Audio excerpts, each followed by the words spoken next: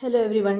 ഇന്ന് ഞാനേ ഈ സവോളയും നാളികേരം വെച്ചിട്ടൊരു കുഞ്ഞു തോരന ഉണ്ടാക്കാൻ പോണേ കേട്ടാ. ഈ തോരന ഉണ്ടാക്കാനായിട്ട് സവോള കൊത്തി കൊത്തി ഇങ്ങനെ അരിയണം, അല്ലാതെ നീളത്തിൽ അങ്ങനെ അരിയരുത്. ഈ കൊത്തി അരിഞ്ഞാൽ തന്നെ അതിൻ്റെ ആ ടേസ്റ്റ് കിട്ടുള്ളൂ കേട്ടോ.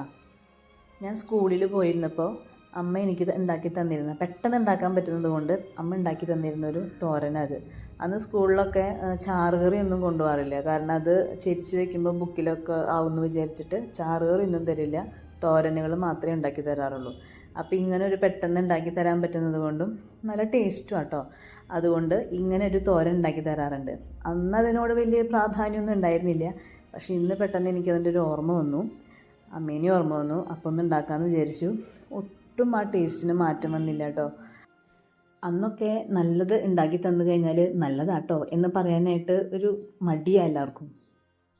പക്ഷെ പിന്നീട് പറയണമെന്ന് തോന്നിയാൽ ചിലപ്പോൾ അവരൊന്നും ഉണ്ടാവണമെന്നില്ല, അത് കേൾക്കാനായിട്ട് അവരുണ്ടാവണമെന്നില്ല.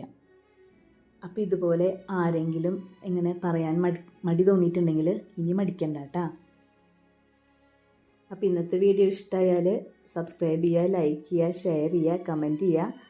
ഉണ്ടാക്കി നോക്കിയിട്ട് കമൻറ്റ് ചെയ്തോളൂ കേട്ടോ. ഇഷ്ടപ്പെട്ടാൽ തീർച്ചയായും കമൻറ്റ് ചെയ്യാൻ മറക്കല്ലേ. അപ്പോൾ അടുത്ത വീഡിയോ ആയിട്ട് വീണ്ടും കാണാം. അപ്പോൾ ബൈ.